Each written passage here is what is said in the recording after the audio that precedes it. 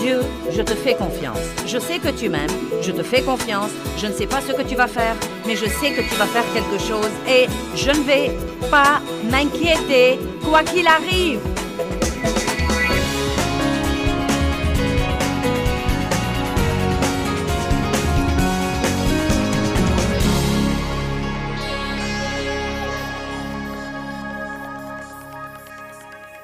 Père, nous te rendons grâce pour la parole aujourd'hui et je prie que les vies des gens changent.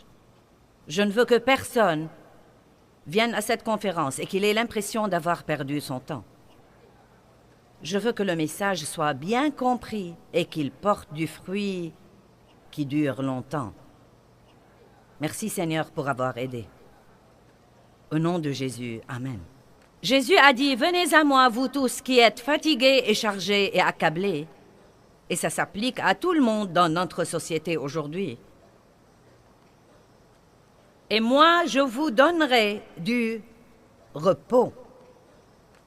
Or, le repos dont il parle n'est pas un repos du travail, mais c'est un repos intérieur. Un repos pour votre pensée, pour votre volonté et pour vos émotions pendant que vous faites tout ce que vous devez faire dans la vie. Puis il continue. Prenez mon joug sur vous et apprenez de moi. Et nous avons parlé de ça hier soir. Prendre le joug de Christ veut dire que, quelle que soit la chose que vous devez faire dans la vie, vous devez demander à Dieu de vous aider. Vous devez prier et demander sa force. Et à ce moment-là, vous et lui pouvez affronter toutes les éventualités. Sans lui, nous ne pouvons rien faire, mais avec lui, nous pouvons tout faire. Cela veut dire aussi que bien que des choses désagréables puissent survenir dans notre vie, des personnes désagréables, des défis, des choses que nous aurions certainement voulu ne pas avoir à affronter, nous croyons que Dieu ne nous tente pas par le mal ou par des choses mauvaises, mais qu'il utilise ces choses pour notre maturité spirituelle. Nous avons dit que Dieu mettra parfois dans une relation, disons dans un mariage, il mettra une personne ordonnée avec une personne désordonnée. Il mettra une personne très rapide avec une personne lente. Il mettra une personne qui parle beaucoup avec une personne qui parle peu et qui aurait voulu que l'autre ne parle pas beaucoup non plus. Et vous savez, Dieu ne nous fait pas de mauvaises farces quand il nous met avec ces personnes qui nous exaspèrent et nous mettent en colère. Il nous donne plutôt une occasion d'acquérir la nature de Christ.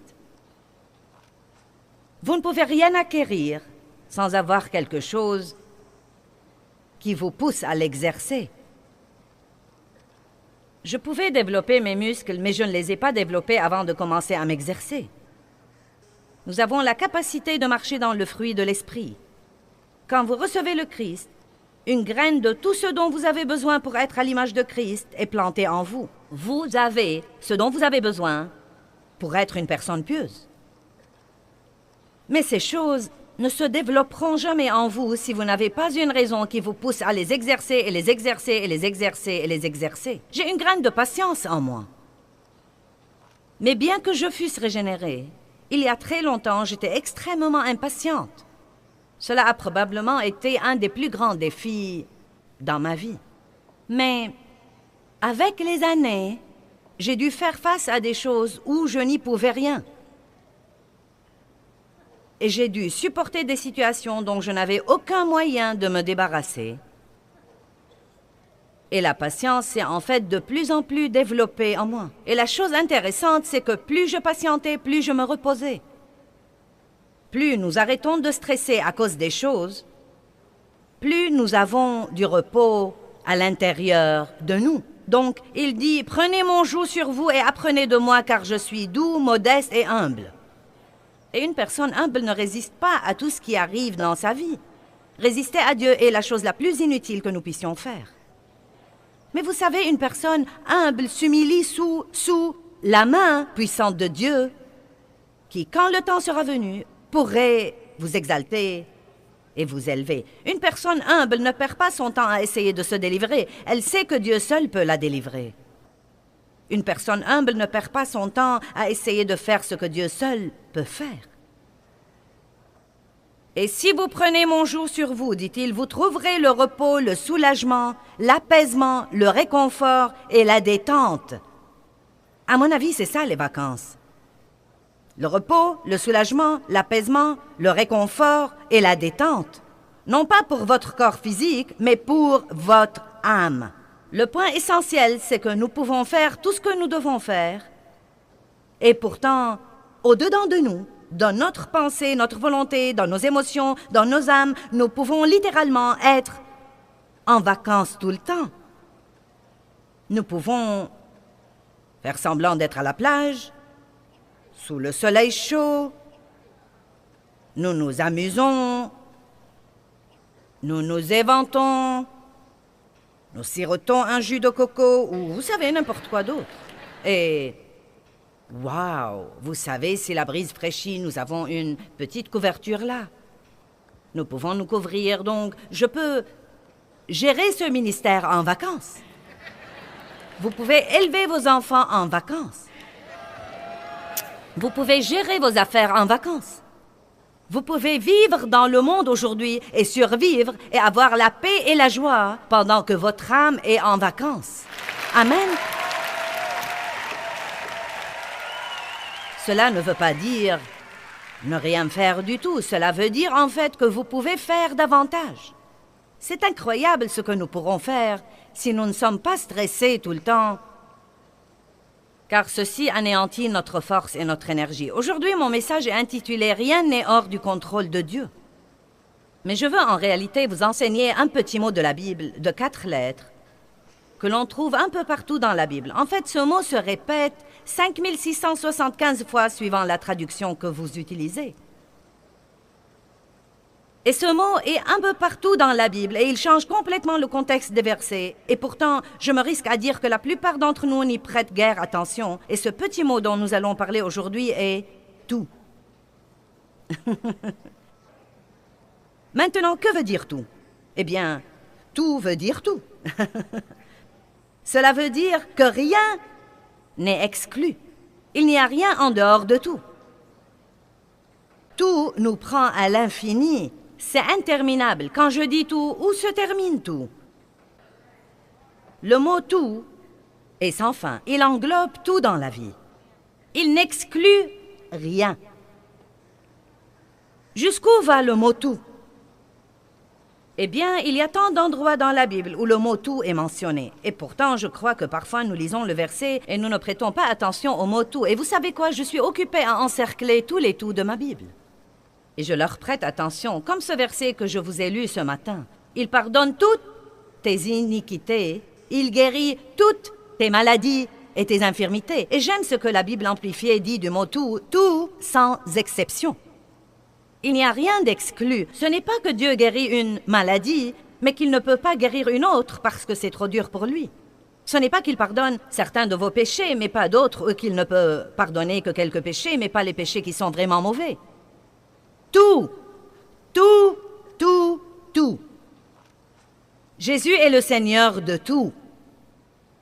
Il est notre Dieu tout-puissant, notre Sauveur à la grâce suffisante. Toutes les bénédictions viennent de lui. Il est tout ce dont nous avons besoin. J'espère que vous ne lasserez pas de m'entendre répéter le mot « tout » aujourd'hui, car vous l'entendrez, je ne sais pas, peut-être 1000 fois dans la prochaine heure. Vous savez, nous disons fréquemment ces choses. Jésus est le Seigneur de tous.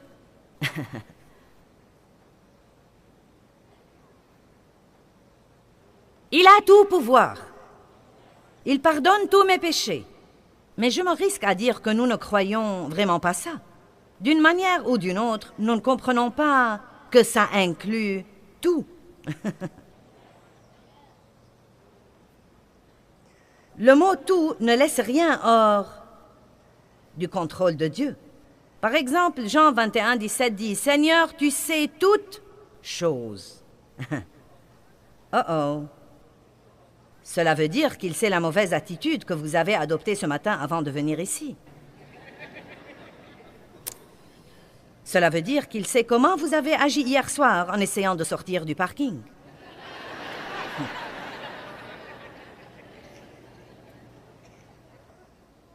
Cela veut dire aussi qu'il savait tout sur vous avant de vous inviter à avoir une relation avec lui. Dieu n'est jamais surpris. Il ne dit jamais « Ah, je ne m'attendais pas à ça ». Vous savez, quand nous avons des problèmes, nous nous disons « Oh mince alors, je ne m'attendais pas à ça ». Mais Dieu sait tout depuis le début et il a déjà un plan. Dieu a résolu tous nos problèmes avant même que nous ne les ayons. Et si nous pouvons comprendre à quel point il est tout-puissant et omnipotent et universel, nous pourrons vivre la vie pendant que notre âme est en vacances. Car bien que nous ne sachions pas ce que nous devrions faire, nous connaissons celui qui sait tout.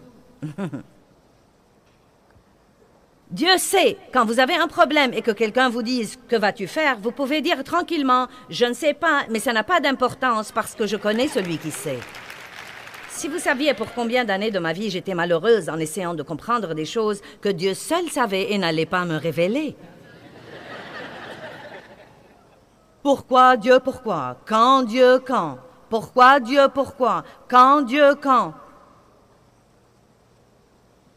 Dieu sait tout et il fera ce qu'il voudra, quand il voudra. Et il ne nous dit pas beaucoup de choses, car si nous croyons que nous savons tout, nous ne nous fierons pas à lui. Il veut que nous nous fions à lui, même quand nous ne comprenons pas. Il veut que nous ayons confiance en lui quand les choses n'ont aucun sens. Il veut que nous ayons confiance en lui quand tout semble si injuste. Il veut que nous ayons confiance en lui quand notre douleur est insupportable. Il veut nous entendre dire une chose: Dieu, je te fais confiance. Je sais que tu m'aimes, je te fais confiance. Je ne sais pas ce que tu vas faire, mais je sais que tu vas faire quelque chose et je ne vais pas m'inquiéter quoi qu'il arrive.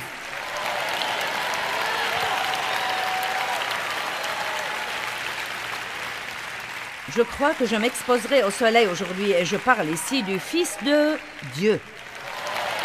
Je vais rester dans la présence de Dieu et laisser le soleil de la justice se lever sur moi. Je veux exaspérer le diable et rester heureuse pendant qu'il fait de son mieux. Amen. Laissez-moi vous poser une question. Votre façon de vous y prendre avec vos problèmes les résout?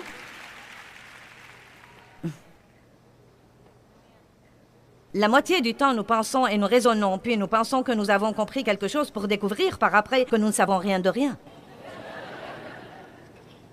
Le souci ressemble à s'asseoir dans un fauteuil à bascule toute la journée. Cela vous occupe toute la journée. Oh Dieu, que puis-je faire? Je ne sais que faire, Dieu. Que veux-tu que je fasse? Oh Dieu, que veux-tu que je fasse? Et ce qu'il y a, c'est qu'en fin de compte, vous restez sur place. Vous vous êtes occupé, mais vous n'avez pas progressé.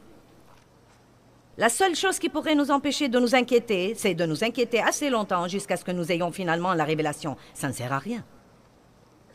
Quand j'enseigne les gens, je n'aime pas dire « ne faites pas ceci et cela ». J'aime essayer de vous enseigner comment.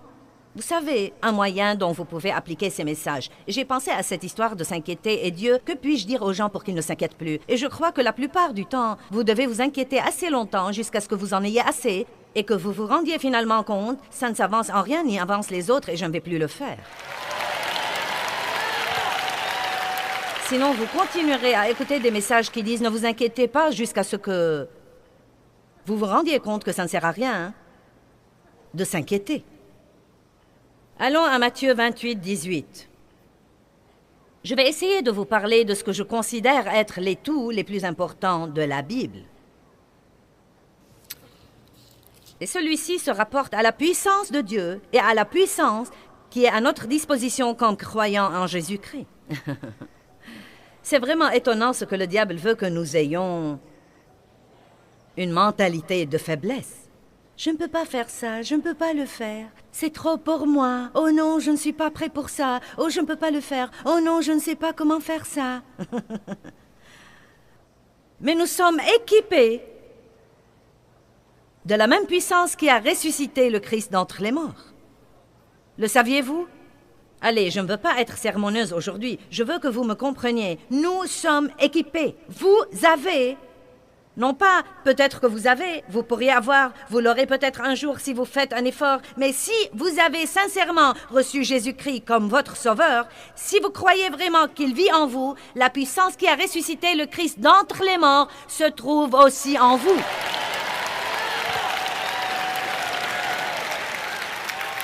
Oubliez donc les « je ne peux pas » et les « mais ». Eh bien, vous savez, eh bien, mais. Eh bien, mais je sais, mais. Eh bien, vous savez, je sais, mais. Eh bien, je ne peux pas, je ne peux pas, je ne peux pas.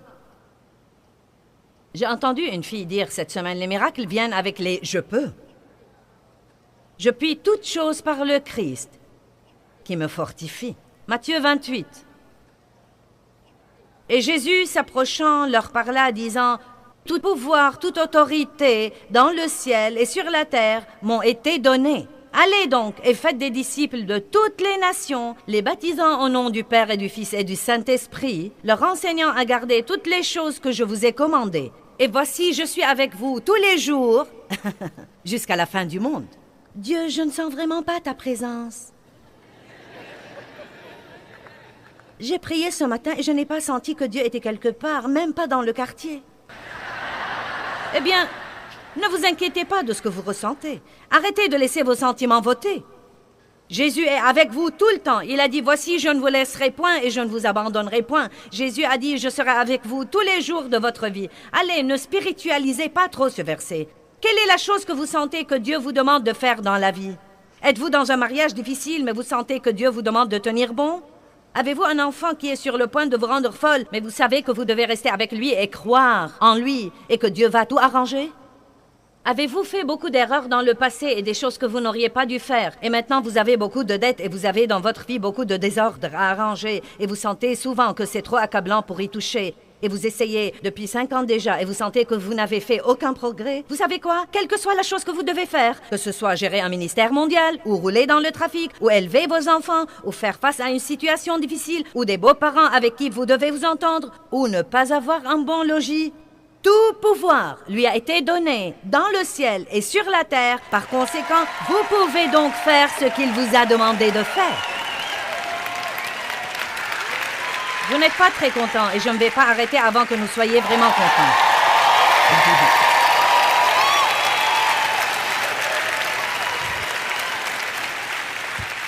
Les gens me demandent tout le temps, qu'est-ce que ça te fait d'avoir à faire tous ces voyages et à t'éloigner tout ce temps de la maison? Je ne me pose jamais la question. Arrêtez de vous demander ce que vous ressentez, car sinon vous aurez toujours de mauvaises réponses. Ne vous demandez pas ce que vous pensez. Faites simplement ce que vous savez dans votre esprit que Dieu veut que vous fassiez. Si Dieu vous a dit de rester dans une situation difficile et ne pas abandonner parce qu'il veut vous utiliser, ne restez pas là à ne rien faire et à vous demander ce que vous ressentez et à parler à tout le monde de ce que vous ressentez et à parler à tout le monde de ce que vous ressentez et à parler à tout le monde de ce que vous ressentez et à parler à tout le monde de ce que vous ressentez et à parler à tout le monde de ce que vous ressentez. Quand les gens vous demandent « Qu'est-ce que ça te fait ?» dites « Je ne sais pas, je ne me demande jamais. Je fais simplement ce que je crois que Dieu m'a mis dans le cœur. Je fais simplement ce qu'il me dit de faire. »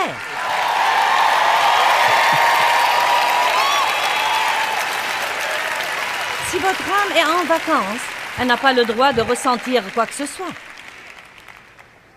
Elle est trop exposée au soleil pour ressentir quoi que ce soit. Elle dit « Ne me dérangez pas, je suis en vacances. » Je ne sais pas ce que je ressens, mes sentiments sont en vacances. Ma pensée est au repos. Je ne résiste plus à Dieu, je ne me dispute plus avec lui.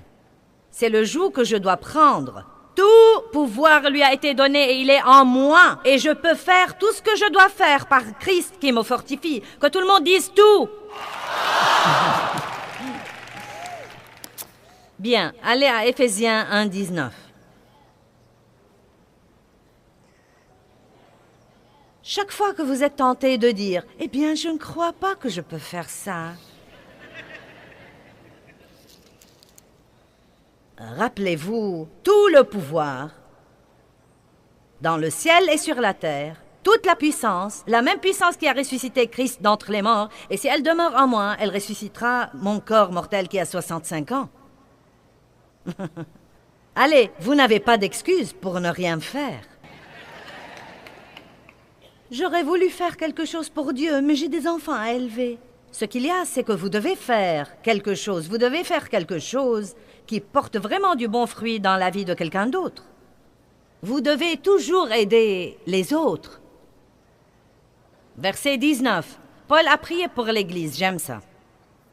Il dit, pour que vous sachiez et compreniez.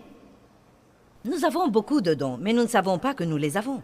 Si vous ne savez pas que vous les avez, vous ne pouvez pas les utiliser. Pour que vous sachiez et compreniez quelle est la grandeur infinie, illimitée, exceptionnelle de sa puissance en nous et pour nous qui croyons.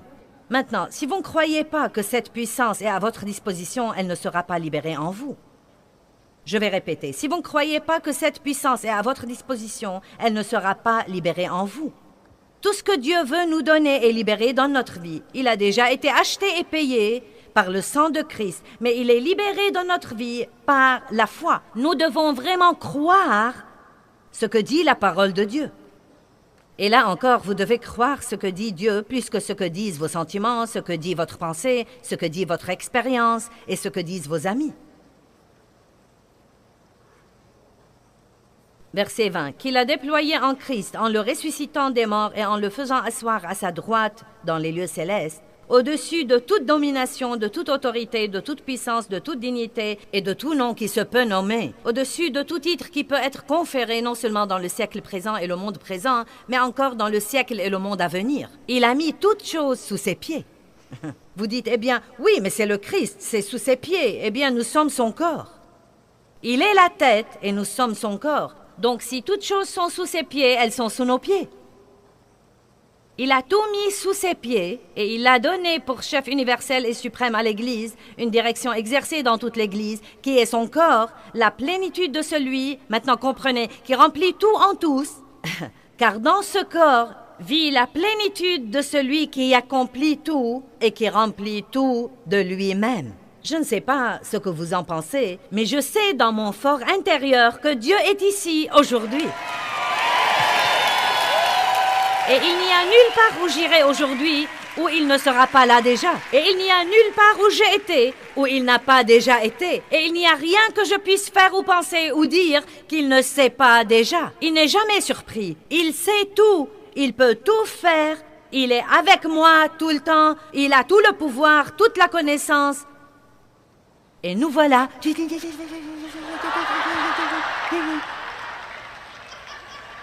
Allez, débarrassez-vous des foutaises. Ouh!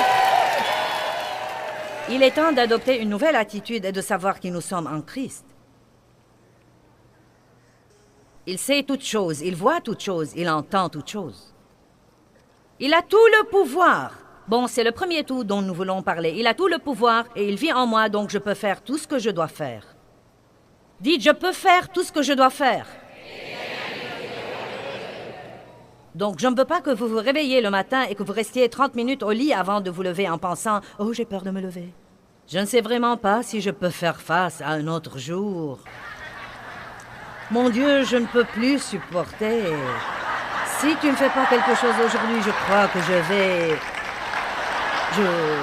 Oh mon Dieu, j'en ai vraiment assez. » Allez, je sais ce que vous dites. En fait, je dis les mêmes choses parfois. Je les disais pendant des années et des années et des années et des années, jusqu'à ce que j'ai appris le truc que j'essaye de vous prêcher aujourd'hui. Peut-être que j'ai l'air d'une majorette pour le Saint-Esprit aujourd'hui, mais ça va si je peux bien faire marcher l'équipe.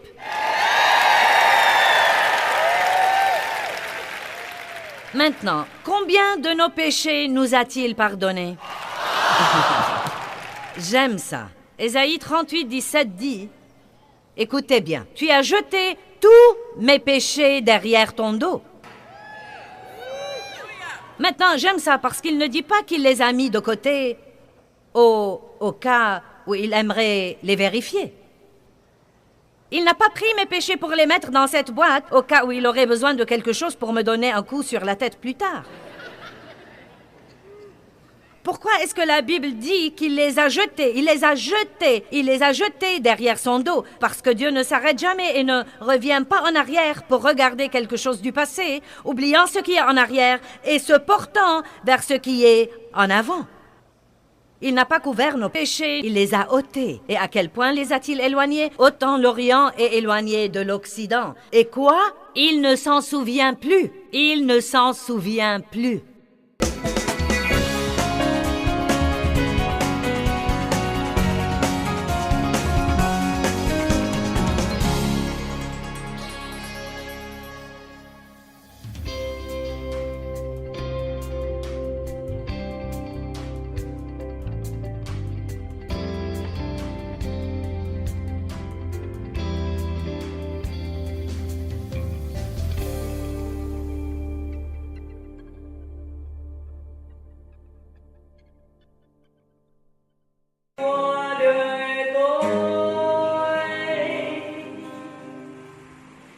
đường làng quanh co sông thu êm đềm hà diều đã bóng nắng cháy giữa đồng kỷ niệm yêu thương trong mỗi ngày ấy tiếng ru gọi hãy nhớ biết bao